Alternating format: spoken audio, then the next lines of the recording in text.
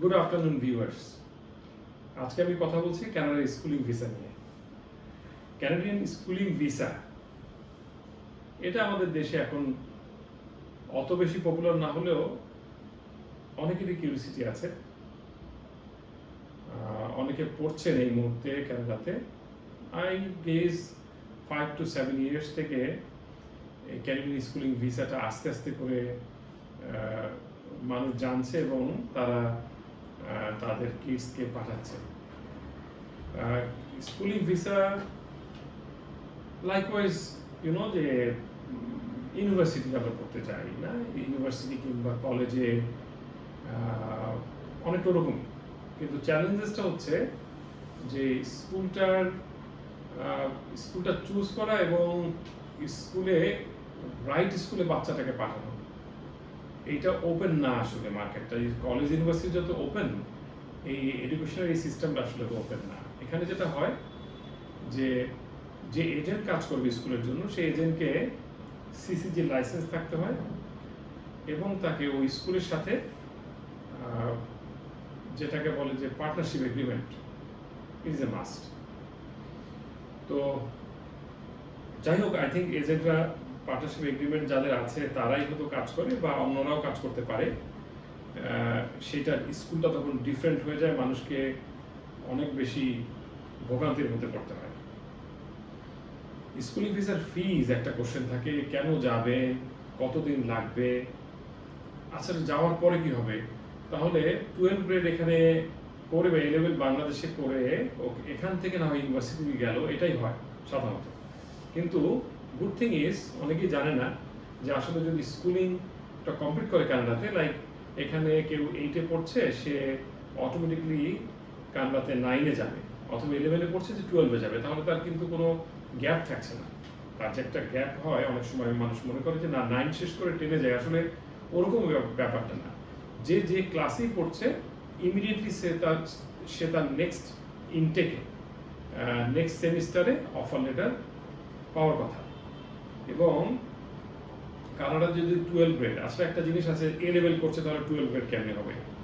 আসলে একটা হচ্ছে ব্রিটিশ সিস্টেম, A-levels আমরা জানি এটা একটু ওল্ড সিস্টেম, আর ইউএস কানাডাতে হচ্ছে 12 গ্রেড। সার্টিফিকেশনটা একই, কিন্তু একটু ব্রডার এসপেক্টে হচ্ছে 12 গ্রেড। তো যাই হোক, যদি কেউ কানাডাতে এখানে ও লেভেলস করছে কিন্তু কানাডাতে গিয়ে 12 গ্রেড করলো, যা কাইন্ড অফ A-level একই কথা, এটা A-levelsটা করলে অথবা কানাডাতে যখন 12 গ্রেড সে করবে, সে কিন্তু ইন্টারন্যাশনাল সার্টিফিকেট পেয়ে যাচ্ছে। এই ইন্টারন্যাশনালটা যদিও বাংলাদেশে অবশ্য O-level পেলেও ইন্টারন্যাশনাল সার্টিফিকেট, কিন্তু ডিফারেন্সটা হচ্ছে অনেক বেশি। সেটা হচ্ছে যে যখন কানাডাতে 12 গ্রেড করবে, তখন কিন্তু ফিজিক্যালি সে ক্যানাডিয়ান যে কোনো school board certified 12 grade, not through online, তাহলে সে লোকাল স্টুডেন্টের সমস্ত বেনিফিটটা সে পাবে। তো লাইকওয়াইজ যে ক্যানাডিয়ান সিটিজেন এবং 12 গ্রেড কানাডা স্কুল থেকে করলো, আর যে ইন্টারন্যাশনাল সিটিজেন কিন্তু কানাডা থেকে 12 গ্রেড করেছে, তার কিন্তু ইউনিভার্সিটি অ্যাডমিশনের ক্ষেত্রে কিন্তু তাদের দুজনের অ্যাডভান্টেজ সেম। কারণ ইউনিভার্সিটি অ্যাডমিশনটা হয় কিন্তু সার্টিফিকেশনের উপরে, কোথা থেকে সার্টিফিকেটটা পেয়েছে, ন্যাশনালিটির উপরে না ওই ক্ষেত্রে। তো তাহলে তার অ্যাডভান্টেজ হচ্ছে সেই স্টুডেন্টটা কিন্তু কানাডা 12 গ্রেড করার পরে সে লোকাল স্টুডেন্ট হিসেবে এনরোল হবে কানাডা ইউনিভার্সিটিতে, এবং স্কুল শেষ হওয়ার 12 গ্রেডের হাফ যখন তার হয়ে যাবে, হাফ হলেই সে অফার লেটার পেয়ে যাবে, তাকে অ্যাপ্লাই করতে হবে না। বেসড অন স্টুডেন্ট রেজাল্ট, ইউনিভার্সিটিগুলি স্কুলের সাথে কানেক্টেড, ওরা 11-এর রেজাল্ট দেখেই তাদেরকে ইউনিভার্সিটির অফার লেটার পাঠিয়ে থাকে। তো যেই স্টুডেন্টটা অ্যাজ এ ক্যানাডিয়ান স্টুডেন্ট, তার জন্য কিন্তু আর কোনো রেস্ট্রিকশন বা লিমিটেশন কিংবা ইন্টারন্যাশনাল কোঠা যেটাকে বলে, যে সারা পৃথিবী থেকে কেউ ফর এক্সাম্পল অ্যারোস্পেস বা অ্যারোনটিক্যাল ইঞ্জিনিয়ারিং পড়বে একটা ছেলে 12 গ্রেড বা A-level করার পরে, তখন কিন্তু ক্যানাডিয়ান স্কুল বোর্ড পাস যারা, তাদের অ্যাডভান্টেজটা অনেক বেশি, কারণ তার জন্য ওই লিমিটেশনটা নাই স্পেসিফিক কোঠার লিমিটেশন নাই। তো এটা একটা বিরাট অ্যাডভান্টেজ, স্টুডেন্টের জন্য ইজি হয়ে যায় ইউনিভার্সিটি ক্যাচ আপ করা, খুব সহজে সে বুঝতে পারে। আর একটা জিনিস হচ্ছে যে টিউশন ফিজ ইন্টারন্যাশনাল স্টুডেন্ট টিউশন ফিজ হিসেবে পে করবে, কিন্তু তার জন্য কিন্তু 10 to 25% পর্যন্ত ক্যান্ডিডেট সার্টিফিকেট থাকলে ইউনিভার্সিটিতে টিউশন ফি ওয়েভার পাবে।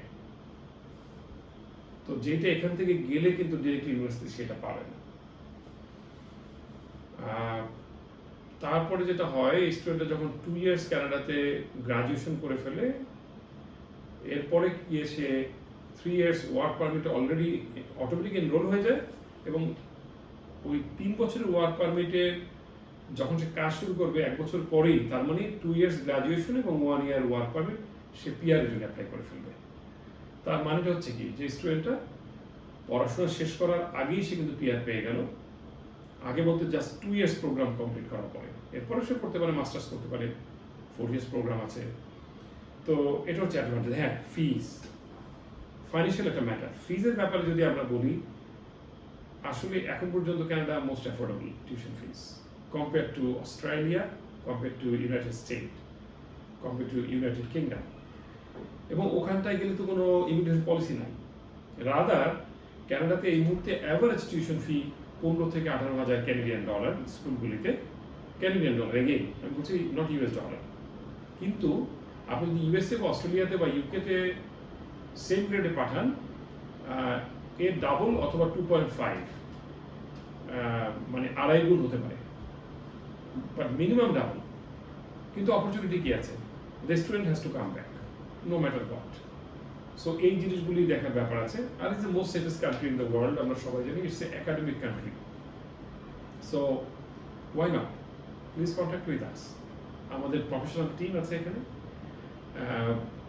আমরা তো বলি জিসিআই, গ্লোবালি লোকাল, বিকজ এখানে যারা কাজ করে তারাও গ্লোবাল, কানাডাতে যারা কাজ করে তারাও গ্লোবাল, দুবাইতে যারা কাজ করে তারাও জানে how to do the right application for the students. So আমার মনে হয় আপনার যদি ভালো লেগে থাকে, ইমিডিয়েটলি আমাদের সাথে যোগাযোগ করুন। আমাদের হোয়াটসঅ্যাপ নাম্বারে যোগাযোগ করতে পারেন, ফেসবুকে এবং আরও যেসব সোশ্যাল মিডিয়া আছে। সো আমরা, হ্যাঁ, অফার লেটার আমরা 24 to 48 আওয়ার্সের মধ্যে প্রোভাইড করি। Yes, you are always welcome. Thank you very much.